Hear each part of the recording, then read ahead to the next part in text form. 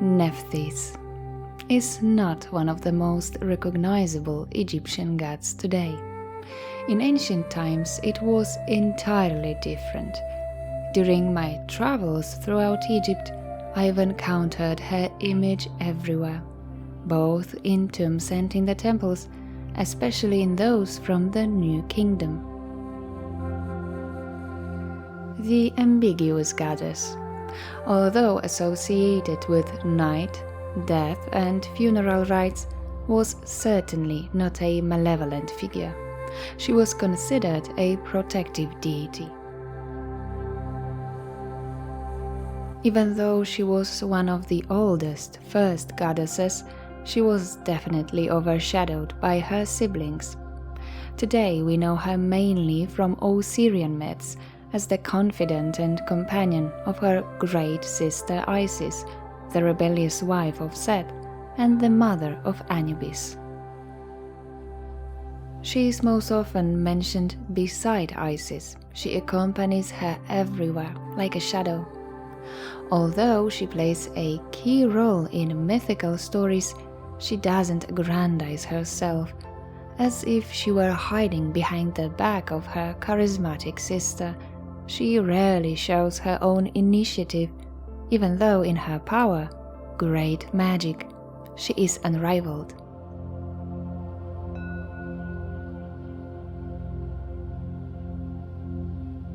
Hello everyone, my name's Irena.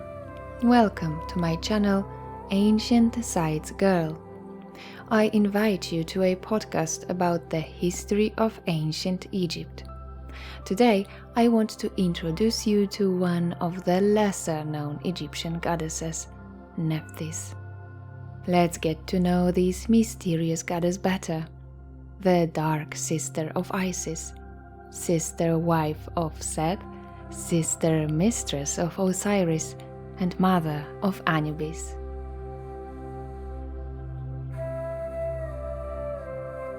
What was her true nature? How was the cult of Nephthys changing over the centuries? Why was she such a popular goddess among ordinary Egyptians? Let's find answers to these questions in Egyptian myths and original ancient sources. Nephthys, of course, is the Greek form of her Egyptian name Nephthys, which usually translates to Lady of the House. However, this has nothing to do with home. The house in her name, or rather title, refers to the temple, the house of the gods. The hieroglyphic inscription Nephthys is her most characteristic attribute. She is usually depicted with this symbol on her head, like a crown. The hieroglyph for house, symbolizing the sacred enclosure of the temple, is surmounted by the basket sign, a hieroglyphic symbol meaning lady. So we know her title, Lady of the Temple. Perhaps her real name is still waiting to be discovered. Apart from the Nephthys hieroglyph on her head, her other distinctive attribute is bird wings, most often spread with multicolored feathers. The winged Nephthys was depicted mainly in tombs.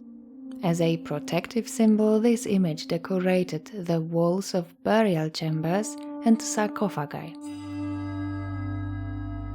Nephthys is usually shown as a young woman in a long dress, often with her breasts exposed. This is the typical look of the Old Kingdom woman. Even though fashion has changed over hundreds of years, the Egyptians until Roman times were depicting their gods according to the traditional pattern, as if to ensure that nothing was diminished, to preserve the divine images in the purest form. They also carefully reproduced the typical attributes of the gods in their art, through which it is impossible to confuse Nephthys with other gods today, regardless of the period in which she was depicted over the course of 3,000 years. If in a relief or painting from the New Kingdom or later periods we see a woman in such a long tied dress with exposed bosom, it's certainly a goddess or a demon.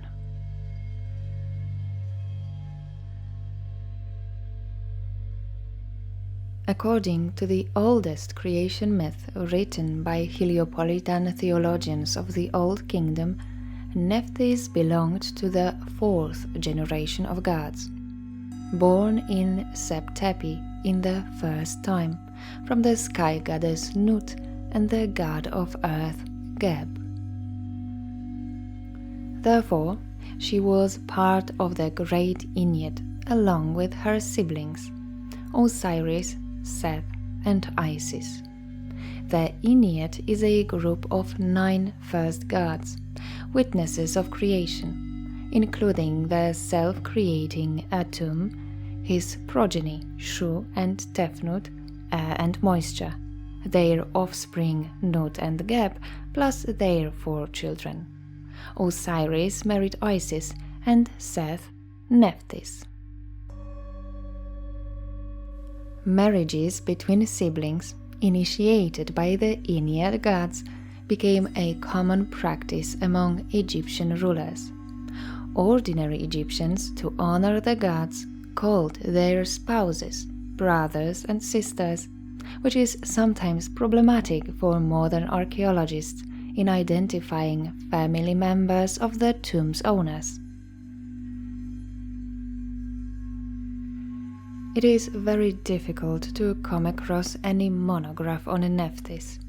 Fortunately, a lot of information can be found in works devoted to Isis and Osiris, with whom she was inextricably linked, as well as in ancient texts of Osirian myths. Nephthys' domain was darkness, night, and the desert after dark. She gave the pharaohs the power to see, quote, that which is hidden by moonlight. As the goddess of darkness, she bore the titles Darkness and Shroud, whose head is hidden, who hides herself. It seems that she wanted to remain in the shadow, that she was shy, although in ancient texts we come across the description of Nephthys as extraordinarily beautiful. As a fierce, determined, and brave goddess, she was called Lady whose glance causes terror. Breathing fire at her enemies, she used her powerful magic to mercilessly exterminate the demons she encountered along the way, who were said to tremble in fear at the mere thought of Nephthys.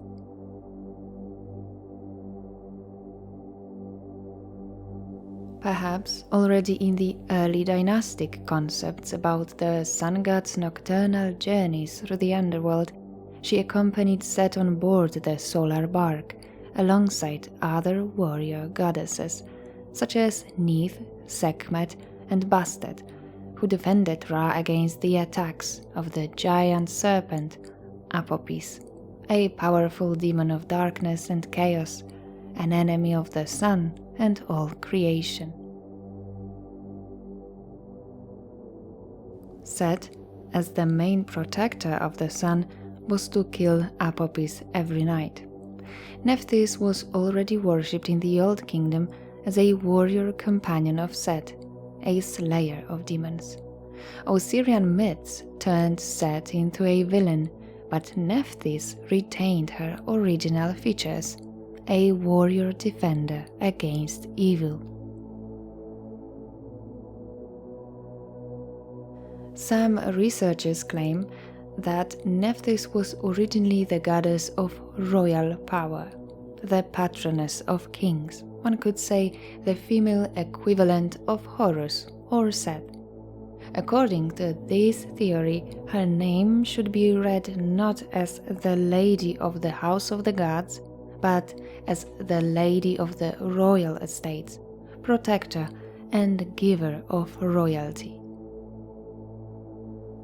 Nephthys remains a little-known deity.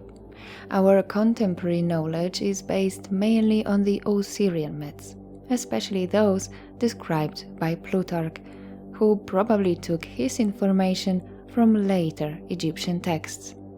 Nephthys, word for word described as the wife of Seth, appears only in the New Kingdom, as along with the appearance of richer versions of the myth, her role has evolved. In all the myths in which she appears, Nephthys remains in the shadow of Isis, her slightly older sister, although in some texts she is called Isis' twin, or even her mirror image. According to Plutarch, Nut gave birth to Nephthys exactly 1 day after Isis. Nephthys married the younger of her brothers, Seth, the god of deserts and infertility, so their marriage remained barren. The infertility and barrenness of the couple is emphasized already in the pyramid texts, but in the Osirian tradition, Nephthys gave birth to Anubis. How did it happen?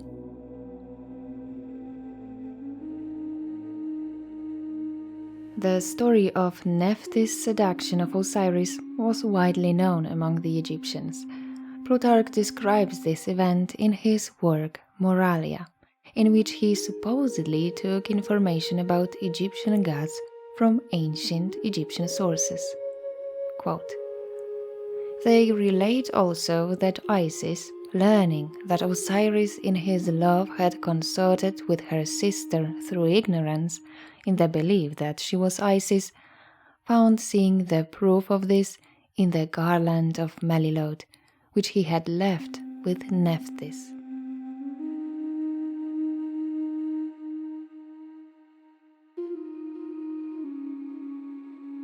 To seduce Osiris, Nephthys took on the appearance or only the scent of Isis, since according to some sources she looked exactly like her sister. Naive Osiris thought he slept with his wife. In other versions of the myth, Nephthys first intoxicates him with wine. When Osiris left the bed, he dropped on the floor the flower he was wearing in his hair. The flower was found by Seth, who guessed what had happened. Plutarch says, "The detail of the garland of Melilot mentioned by Plutarch is particularly interesting. Like any plant growing in a cultivated area that found itself in a desert area, it suggests the flooding of the Nile, identified with Osiris. This is Seth's evidence of his brother's intrusion into his house. Seth, as we know, was the god of the desert, and this was one of the reasons why he decided to kill Osiris."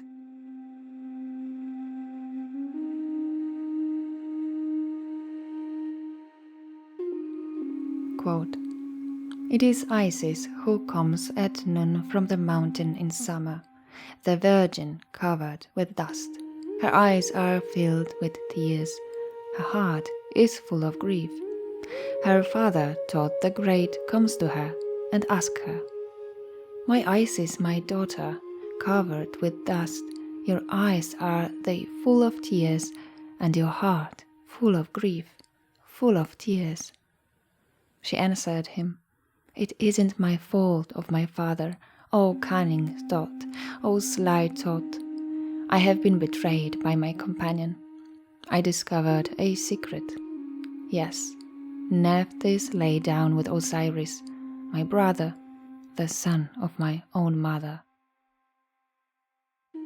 Apart from this account, I couldn't find a description of Isis' reaction to her sister's act. It seems that she forgave her quickly and didn't hold any grudges. Seth was certainly not as understanding as Isis.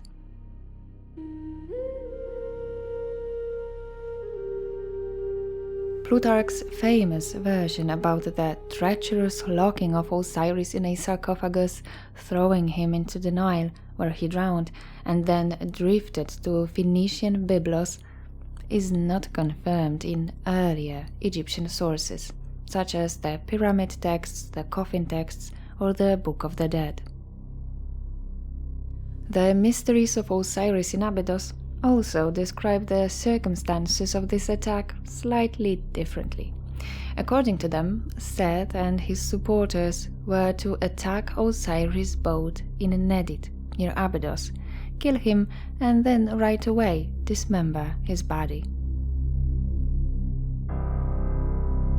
Out of fear of Seth, Nephthys secretly gives birth to Anubis and immediately abandons him in the swamps.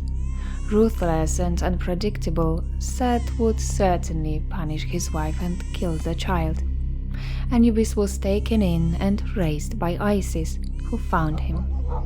Quote, "And when the child had been found, after great toil and trouble, with the help of dogs, which led Isis to it, it was brought up and became her guardian and attendant, receiving the name of Anubis, and it is said to protect the gods just as dogs protect men." Plutarch further writes, "When Nephthys gave birth to Anubis, Isis treated the child as if it were her own, for Nephthys is that which is beneath the earth and invisible, Isis that which is above the earth and visible. And the circle which touches these, called the horizon, being common to both, has received the name Anubis, and is represented in form like a dog, for the dog can see with his eyes both by night and by day alike." Nephthys was supposed to give birth to a child after the murder of Osiris, when she sat on the throne with Seth, as the wife of the new ruler of Egypt. Anubis, adopted by Isis, was to be raised as her own son, who in the future would become Horus' most faithful ally in his epic fight for the throne of Osiris. Interestingly, the Nubians considered Anubis not the son, but the husband of Nephthys. Although the vice of Nephthys is already described in the pyramid texts, at that time she was considered barren, and the conception of Anubis was not associated with this incident. In the Old Kingdom, Anubis was considered the brother of Osiris and his faithful supporter.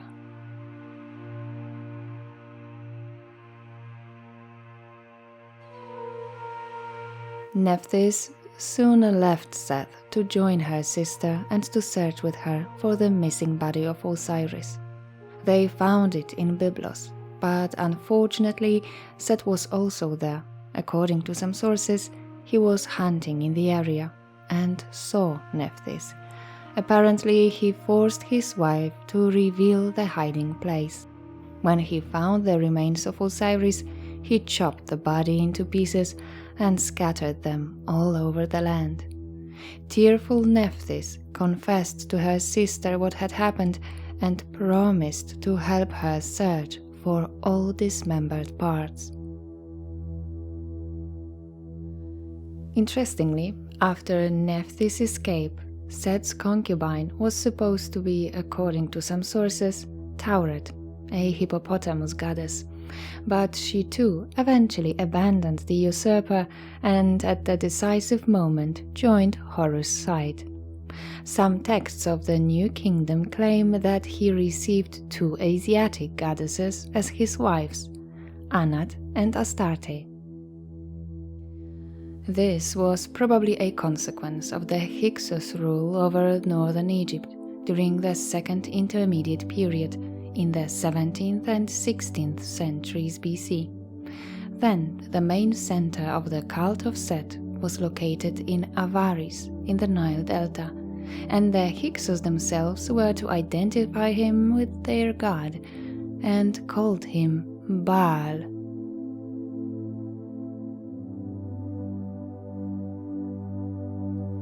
Analyzing ancient texts, we can draw the conclusion that Nephthys, although the wife of the king, the powerful Set, loved Osiris sincerely.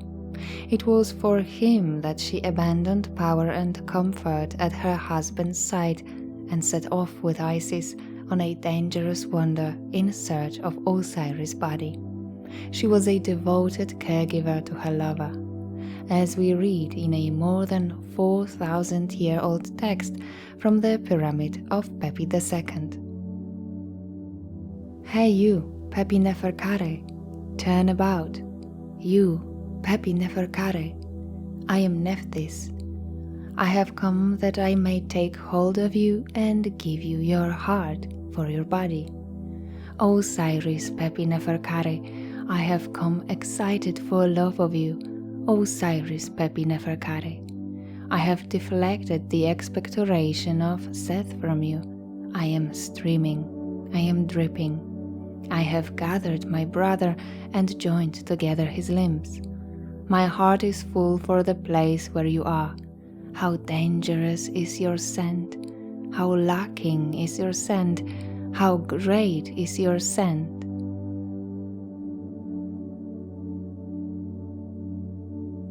All sources confirm that in searching for and mourning the deceased, Isis was accompanied by Osiris' faithful mistress, Nephthys. The epithet of Nephthys as kite comes from the Osirian myth about the search for the body of Osiris or its parts scattered throughout the country, because kites travel far in search of carrion.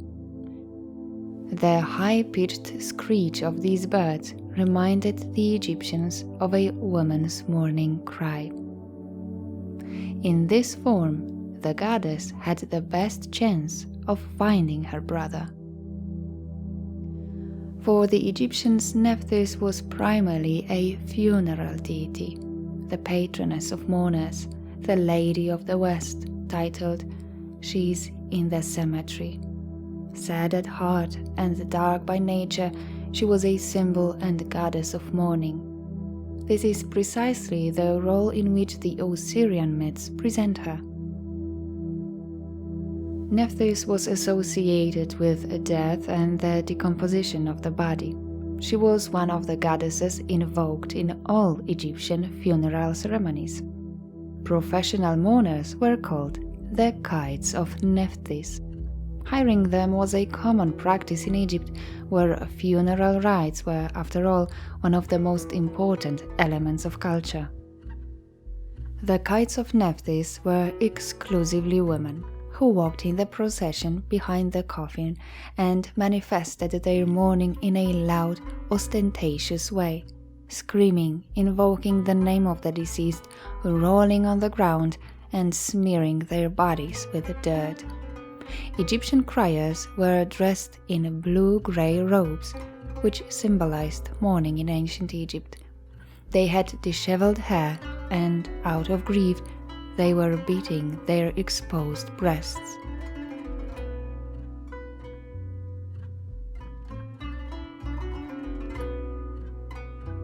Two of them played the roles of Isis and Nephthys. These were the most important figures among professional mourners. However, these roles couldn't be performed by any woman. They had to be childless, completely shaven on every part of their body, and had the names of the goddesses they played tattooed on their arms. They also could not be related to the deceased to attend the funeral. During the ceremony, they stood at opposite ends of the deceased body, just as Isis and Nephthys were shown next to the mummy of Osiris. During the opening of the mouth ritual, where the deceased's senses were revived, women playing the role of goddesses recited the lamentations of Isis and Nephthys. The Lamentations of Isis and Nephthys is a long poem recreating the scene of the Osirian myth when two sisters try to bring Osiris back to life. Lamentations were recited solemnly in the form of a liturgy during the annual festivals of Osiris, including the largest one in Abydos, where the text was traditionally recited by 2 virgin priestesses. Over time, the poem came out from the temples, was recited at ordinary Egyptian funerals, and in Ptolemaic times it was even sometimes added to the Book of the Dead. In the Lamentations, both goddesses begged the soul of Osiris to return to them. O fair sovereign, come to your house and rejoice, for all your foes are not. Your 2 sisters are beside you as a protection to your bier, calling upon you with tears. Turn yourself around upon your bier and behold the beauteous ones. Speak unto us, O sovereign our Lord, that you may drive out all the misery which is in our hearts. O sovereign, our hearts are happy at seeing you. I am Nephthys, your sister whom you love. He who rebelled against you is fallen and shall not be, but I am with you as a protection to your body forever and ever.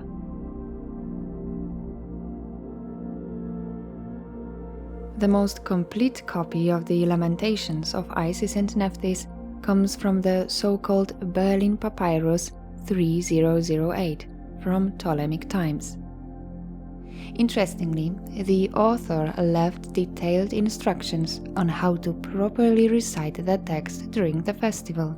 Quote, "Now, when this is recited, the place is to be completely secluded, not seen and not heard by anyone, except the chief lector priest and the Setem priest.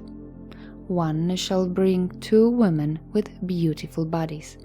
They shall be made to sit on the ground at the main portal of the Hall of Appearings. On their arms shall be written the names of Isis and Nephthys. Jars of faience filled with water shall be placed in their right hands, offering loaves made in Memphis in their left hands, and their faces shall be bowed. To be done in the 3rd hour of the day, also in the 8th hour of the day. You shall not be slack in reciting this book in the hour of the festival."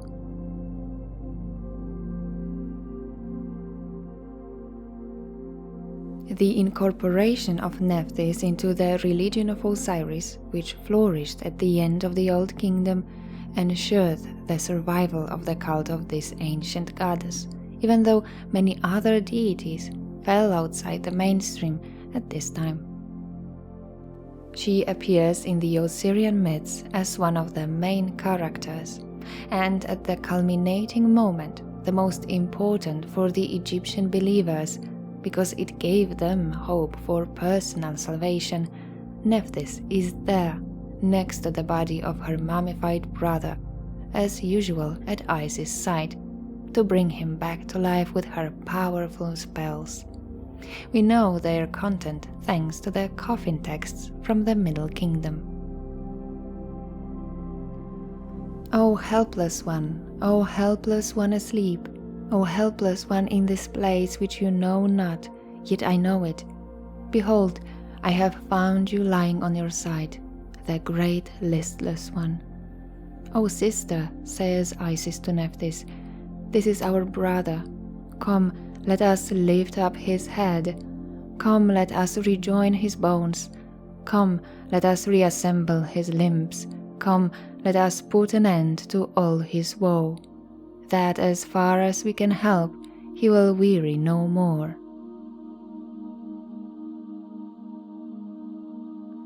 All believers knew this story, so they worshipped this great goddess more powerful than death.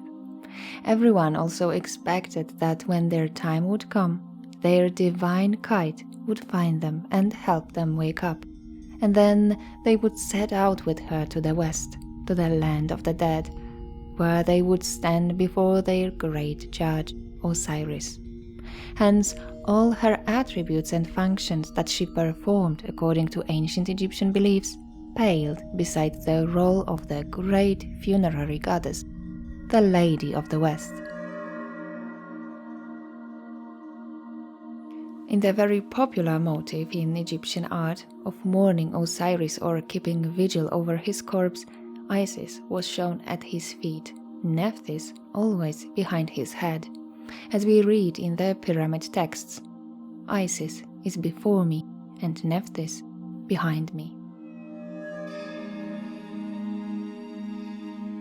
Although Nephthys had to abandon her own child, she assisted in the birth of Horus, the savior god, whose destiny was to overthrow the usurper set on the Egyptian throne and avenge his father. Hence she was also considered the protector of those giving birth. As a midwife, Nephthys appears in the myth described on Papyrus Westcar.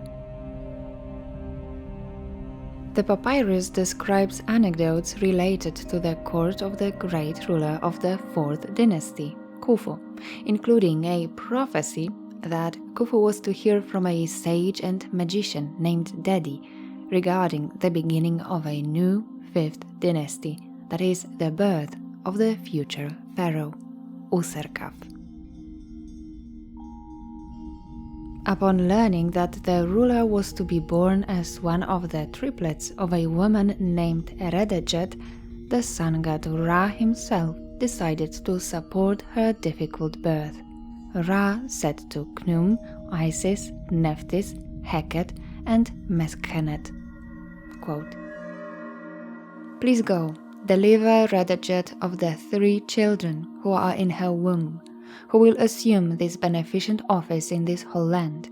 They will build your temples, they will supply your altars, they will furnish your libations, they will make your offerings abundant."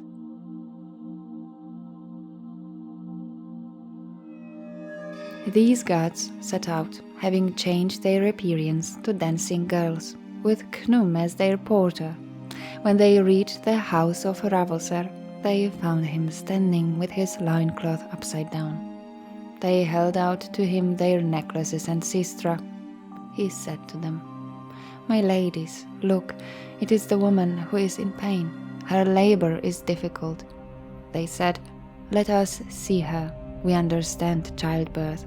He said to them, "Come in." They went into Eredejet. They locked the room behind themselves and her.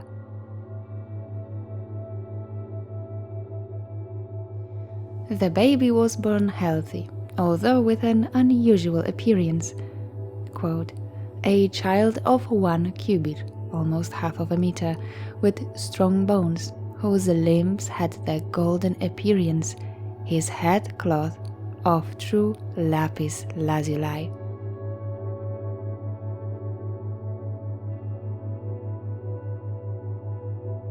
It was commonly believed that Nephthys was the wet nurse of little Horus. Although Isis was his biological mother, Nephthys breastfed him and took care of him, just as Isis once took care of her son, Anubis.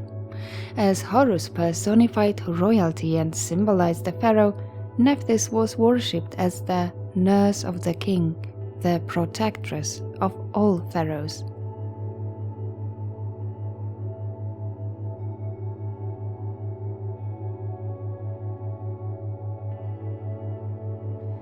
Nephthys is an effective, invincible force in the fight against evil. At her side, the dead could safely enter the Duat, the land of the dead. However, her dark nature would, in the long run, make it difficult for souls to reach paradise, Sekhet Ar. While Isis, leading through the underworld, sheds light on hidden paths, according to the coffin texts, Nephthys says, "Hidden are the ways for those who pass by. Light is perished and darkness comes into being." On the other hand, the pyramid texts of Unas recommend entering the underworld with Nephthys, but returning with Isis. Quote, "You go up, you go down, you go up with Nephthys, darkened with the evening barge. You go up, you go down, you go up with Isis, you rise with the morning barge." It is hard not to notice that compared to Isis, ancient texts portray her sister slightly worse, sometimes even in a very unpleasant way.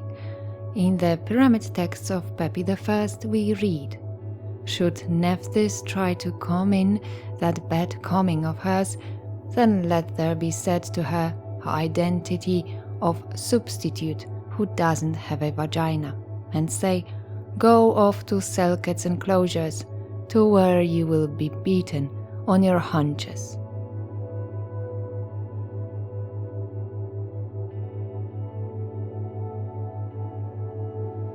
The pyramid texts inform us that Nephthys, together with her sister of course, escort the deceased to the underworld. They appear when the deceased wakes up, regains strength, gets up, throws off his dust, breaks his bonds, and takes off his death mask. Nephthys leads the deceased to the west, where they enter the Duat, the underworld, where he will face the demons and stand before the gods. The role of Nephthys was to lead the deceased into darkness. If he survived until dawn, Isis helped him return to the light and led him to rebirth in the east. The sisters find the deceased just as they found their brother Osiris. In the pyramid texts we read, "Isis comes and Nephthys comes, one of them from the west and one of them from the east, one of them as a screecher, one of them as a kite. They have found Osiris." Despite these obvious contrasts, the Isis-Nephthys duo somewhat resembles one figure with two aspects, and interestingly, in Greco-Roman magical texts, we come across a mention of the mysterious Issa Nephthys. Although the cult of Isis flourished in Roman times, her temples can be found in London, Paris, Arabia, and traces of the cult have been found even in distant Afghanistan. The cult of Nephthys went underground to appear mainly in esoteric and magical texts. The Greek magical papyri is a collection of magical spells, secret rituals and myths. It was written sometime between the 2nd and 5th centuries AD. It's a kind of manual for magic practitioners, a collection of centuries-old magical traditions written in ancient Greek, in Old Coptic, and in Demotic, simplified Egyptian hieratic spelling. In 1827, a certain Mr. Jean d'Anastasie, a merchant and diplomat, acquired a collection of papyri in a mysterious shop in Thebes. The papyri contain arcane knowledge, partially coded spells, curses, and invocations of gods and demons, both Egyptian and Greek. Among them, of course, is the powerful goddess of magic, Nephthys. Quote, "Take Typhon's skull and write the following characters on it with the blood of a black dog. Then, going to a suitable place, by a river, the sea, or at the fork of a road, in the middle of the night, put the skull on the ground, place it under your left foot, and speak as follows. Come, appear, O goddess called mistress of the house. After you say this, you will behold, sitting on an ass, a woman of extraordinary loveliness, possessing a heavenly beauty, indescribably fair and youthful. As soon as you see her, make obeisance and say, I thank you, lady, for appearing to me. Judge me worthy of you. May your majesty be well disposed to me, and accomplish whatever task I impose on you."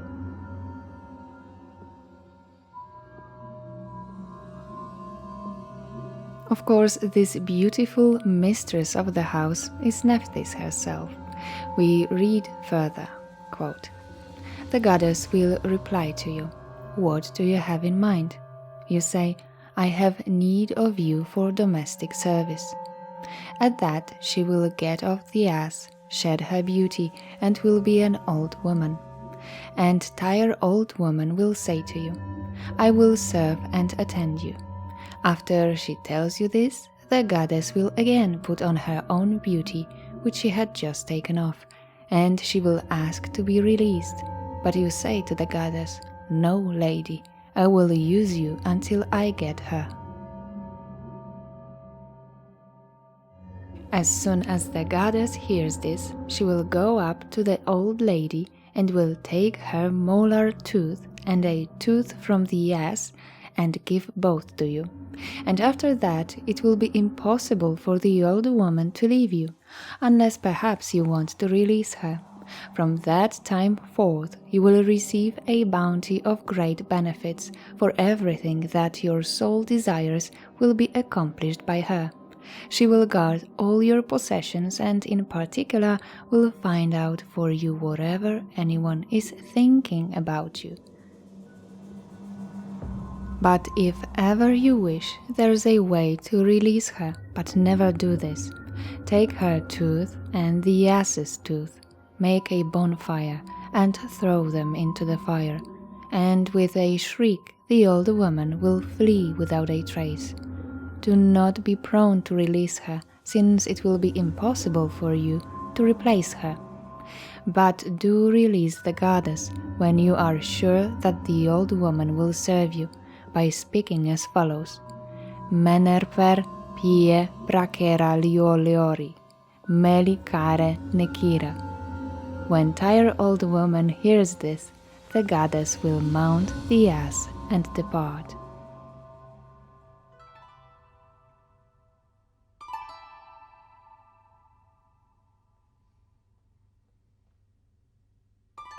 Nephthys was a part of the divine tribunal at the judgment of Osiris over the dead. As a wise and just goddess, she was titled the Wise, or who judges the words, identified with the wise goddess Seshat, scribe goddess, protector of sciences, astronomy, mathematics, and architecture, who may have taken over the old features of Nephthys before she became the heroine of solar and Osirian myths. Nephthys was also the goddess of beer, the national drink of the Egyptians. During lavishly celebrated festivals, this gloomy and dark goddess became the Lady of Joy and Divine Drunkenness. As is the case with Egyptian deities, she also had another, completely different face.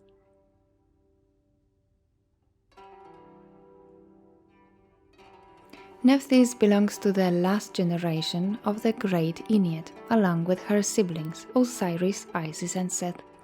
The older gods, Atum, Shu, Tefnut, Nut, and Geb, although widely known and respected throughout Egypt, didn't have specific places of worship or individual temples. The youngest gods of the Ennead, however, were revered in particular regions of Egypt. Their features were combined with local deities. The cult of each of them was centered around the sanctuaries naturally located in their holy cities.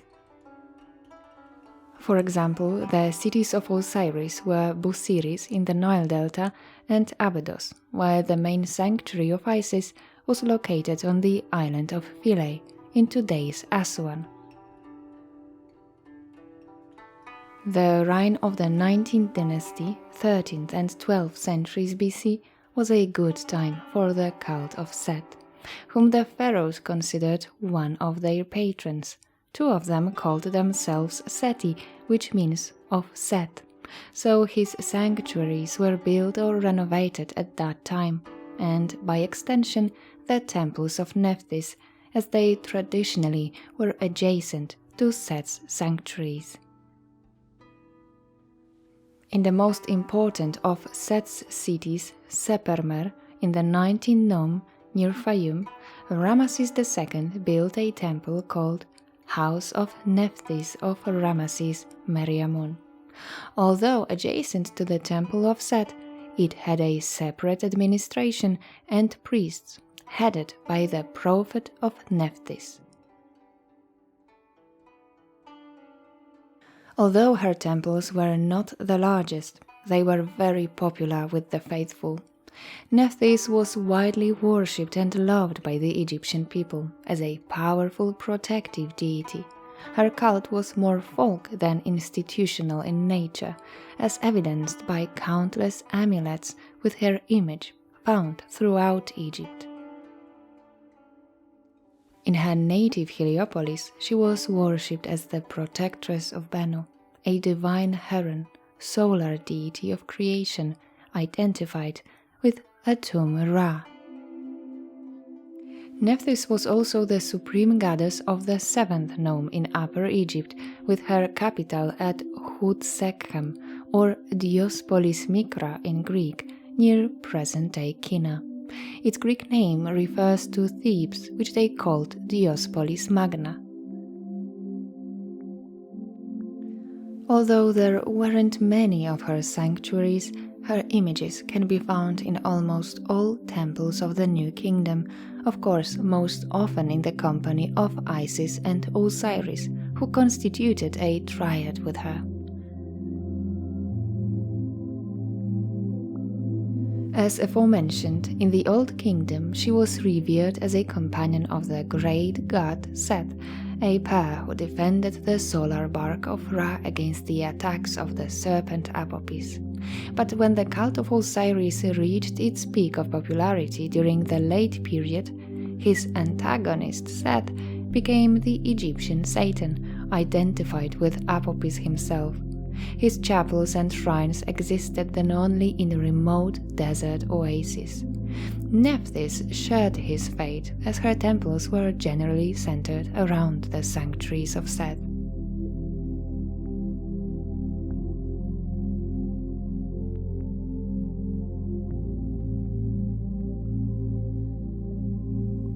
I hope you learned something new about the beliefs of ancient Egyptians. Thank you for listening. Please let me know in the comments what you would like to hear about next time. I would also like to thank all my patrons and all those who supported me by sending super thanks. I truly appreciate your contribution. If you don't support me yet but would like to, I placed my Patreon link below in the description.